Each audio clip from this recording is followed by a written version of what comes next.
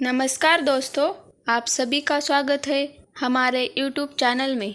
आज हम इस वीडियो में सुनने वाले हैं जया एकादशी की व्रत कथा। वीडियो शुरू करने से पहले आप सभी से मेरी एक विनती है, अगर आप मेरे इस चैनल पर पहली बार है तो प्लीज़ चैनल को सब्सक्राइब जरूर करें। धर्मराज युधिष्ठिर बोले, हे भगवान, आपने माघ माह के कृष्ण पक्ष की षटतिला एकादशी का अत्यंत सुंदर वर्णन किया। आप स्वतेज, अंडज, उद्विज और जरायुज चारों प्रकार के जीवों के उत्पन्न, पालन तथा नाश करने वाले हैं। अब आप कृपा करके माघ शुक्ल एकादशी का वर्णन कीजिए। इसका क्या नाम है, इसके व्रत की क्या विधि है और इसमें कौन से देवता का पूजन किया जाता है।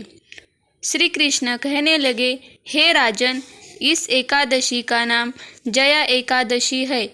इसका व्रत करने से मनुष्य ब्रह्म हत्यादि पापों से छूटकर मोक्ष को प्राप्त होता है तथा इसके प्रभाव से भूत पिशाच आदि योनियों से मुक्ति मिलती है। इस व्रत को विधिपूर्वक करना चाहिए। अब मैं तुमसे पद्म पुराण में वर्णित इसकी महिमा की कथा सुनाता हूँ।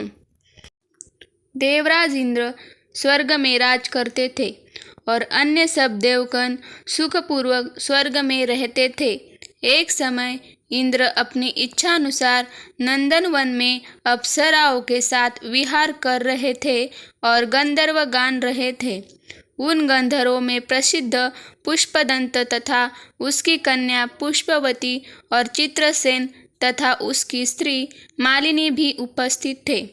साथ ही मालिनी का पुत्र पुष्पवान और उसका पुत्र माल्यवान भी उपस्थित थे। पुष्पवती गंधर्व कन्या माल्यवान को देखकर उस पर मोहित हो गई और माल्यवान पर कामबाण चलाने लगी। उसने अपने रूप, लावण्य और हाव भाव से माल्यवान को वश में कर लिया।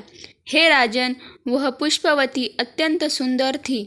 अब वे इंद्र को प्रसन्न करने के लिए गान करने लगी, परंतु परस्पर मोहित हो जाने के कारण उनका चित्त भ्रमित हो गया था। इनके ठीक प्रकार न गाने तथा स्वर ताल ठीक नहीं होने से इंद्र इनके प्रेम को समझा गया और उन्होंने इसमें अपना अपमान समझकर उनको शाप दे दिया। इंद्र ने कहा, हे मूर्खों, तुमने मेरी आज्ञा का उल्लंघन किया है, इसलिए तुम्हारा धिक्कार है।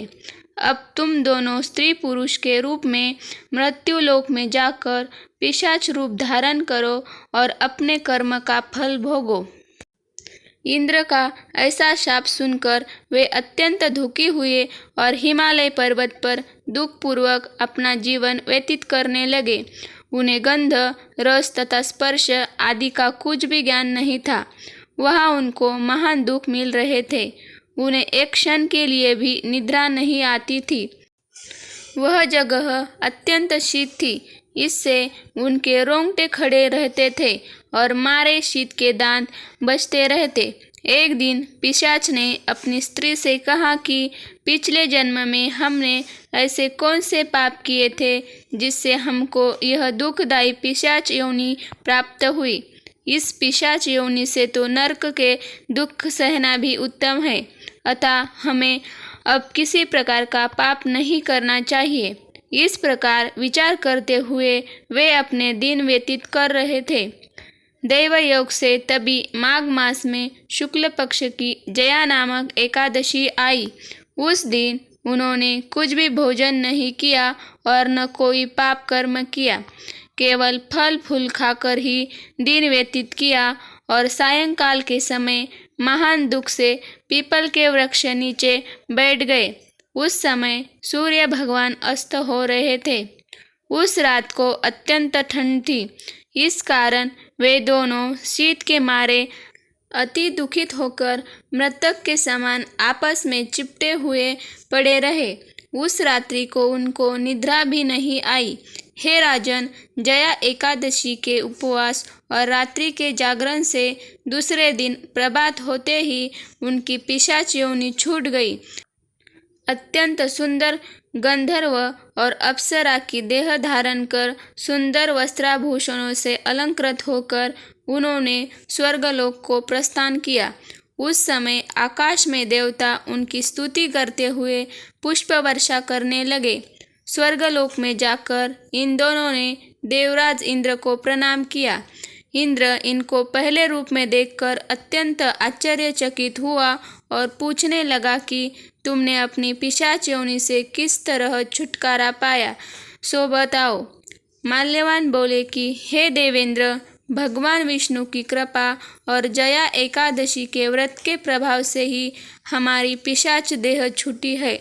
तब इंद्र बोले कि हे माल्यवान, भगवान की कृपा और एकादशी का व्रत करने से न केवल तुम्हारी पिशाच योनि छूटी है, वरन हम लोगों के भी वंदनीय हो गए हो, क्योंकि विष्णु और शिव के भक्त हम लोगों को वंदनीय है।